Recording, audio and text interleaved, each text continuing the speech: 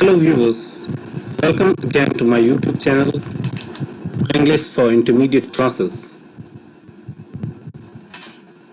In this video, we will do the rest of the word meanings. Serial number 23 is dreadful. Dreadful means bhayanak, causing fear, dread or terror. इसके synonyms हैं abominable, awful, direful, fearful, fearsome, frightful, यानी भयानक.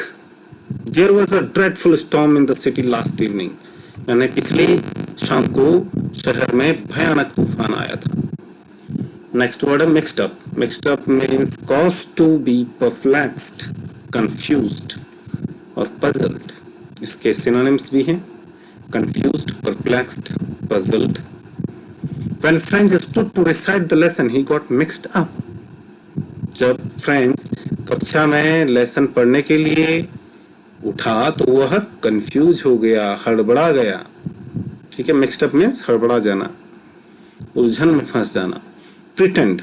Pretend means make believe with the intent to deceive, यानी छलावा इसका अर्थ है. Pretend का अर्थ है कि दिखावा कुछ और करना और अंदर कुछ और होना.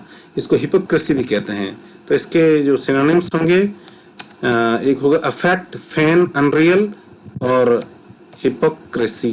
हिपोक्रेसी हिपोक्रेसी इसका एक जो है सिनोनिम है. He pretends to be honest, but he is not. यानी वह दिखावा करता है कि वह बहुत ही ईमानदार है, लेकिन वह नहीं है. To reproach. रिप्रोच यानी डिस्ग्रेस और शेम. ठीक है, बदनामी, डिस्ग्रेस इसको कहेंगे. या दूसरा अर्थ है इसका कि किसी की निंदा करना. टू माइल्ड रिव्यूक और क्रिटिसिज्म. ठीक है, तो ब्लेम, अपब्रेट, रिब्यूक, रिप्रीमेंड, ये सब यानी निंदा करना, किसी को डांटना, रिप्रोच का अर्थ होता है. He reproached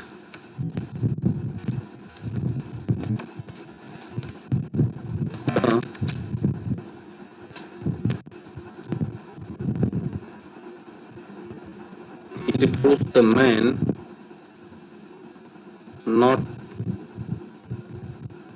he reproached the man for not behaving manly. ठीक है, he reproached the man for not behaving manly. बहादुरी, मैनली माने एक बहादुरी का बर्ताव नहीं करने के लिए उसने उस व्यक्ति को डांटा. एट वन स्ट्रोक माने एक ही बार में, at one time. He taught us that day as if he wanted to teach us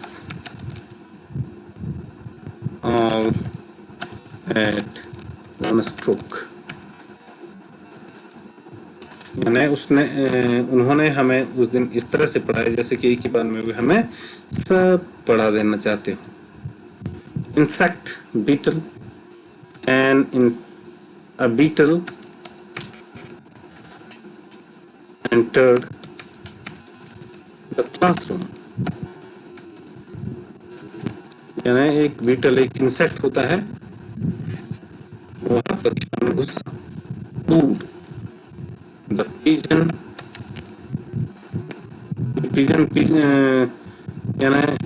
यानी कबूतर. The pigeon cooed slowly on the roof, यानी छत पर धीरे से कुहुक रही थी, यानी जो पिजन है, कबूतर है, वो आवाज कर रहा था छत पर, रूफ पर। गेजिंग, गेजिंग माने look at with fixed eyes, किसी को घूर कर देखना, इसका सिनोनिम है स्टेयरिंग। ठीक है, he was gazing stars at stars in the sky. He was gazing stars in the sky. वह तारों को निहार रहा था। निहारना होता है इसका अर्थ गेजिंग का, एक टक देखना है, निहारना। फिक्स इन हिज माइंड यानी to fix in his mind का अर्थ है to take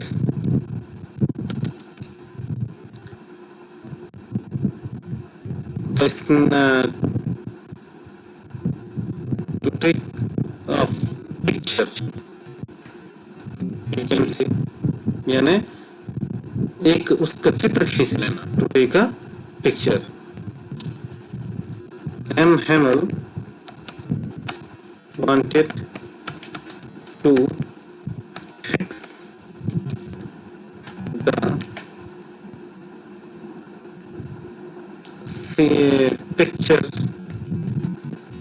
of the glass in his mind forever.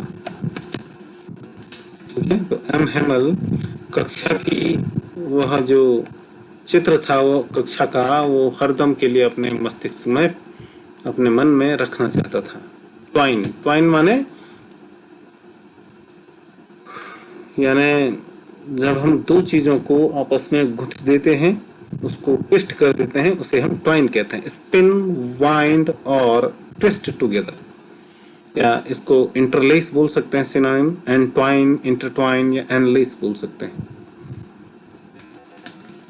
The cables are twisted together in a twisted pair. Twisted pair cable.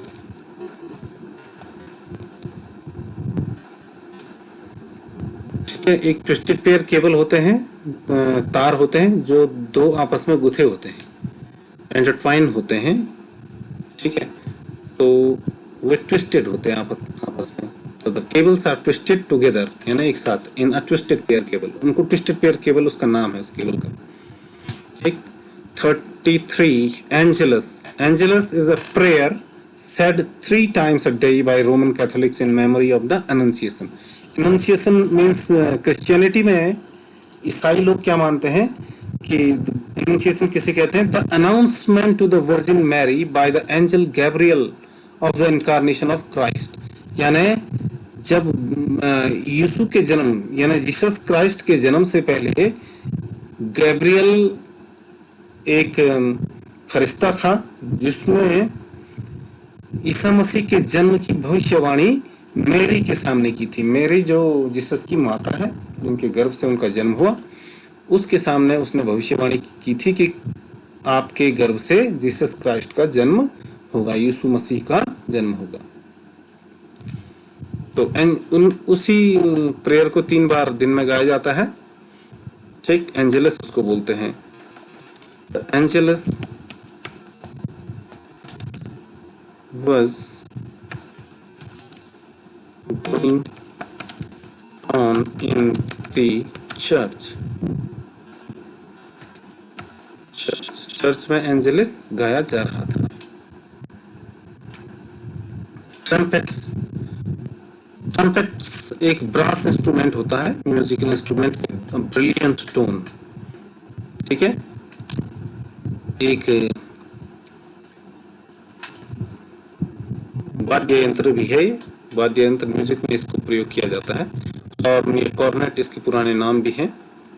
ठीक है, he was musician was playing musician was playing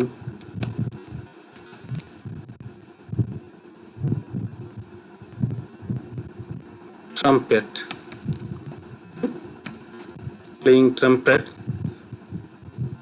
ठीक है, वो trumpet बजा रहा था।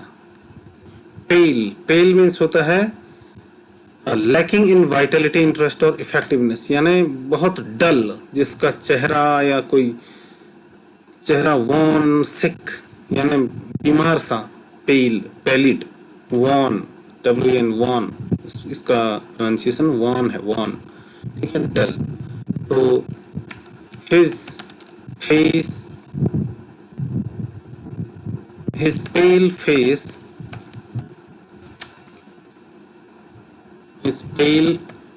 face was the sign of his grief, यानी उसका जो चेहरा, जो पेल चेहरा था, पेल फेस था, उससे उसकी पीड़ा झलक रही थी, उसका दुख और दर्द, ग्रीफ एंड पेन, ठीक है। जेस्चर मीन्स होता है मूवमेंट ऑफ हैंड्स और बॉडी टू सिग्नल और इंडिकेट समथिंग, किसी चीज का इशारा, जब हाथ से या किसी भी हाथ या पांव से हम इशारा करते हैं तो कुछ सिग्नल करते हैं, कुछ इंडिकेशन करते हैं, तो उसको हम जेस्चर कहते हैं। तो इसके सिनोनिम भी हैं सिग्नल और इंडिकेशन, ठीक है। He made a gesture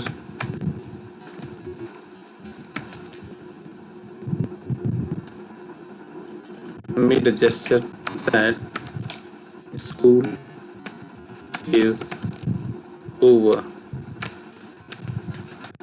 and you may go now, ठीक है।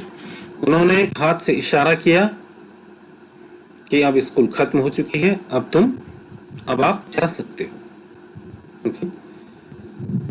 So students, these were the difficult words and phrases in this chapter. We have explained all of them, and also we have given some of the synonyms of these words and phrases. I hope you will note it down and learn them by heart. Thank you. Goodbye.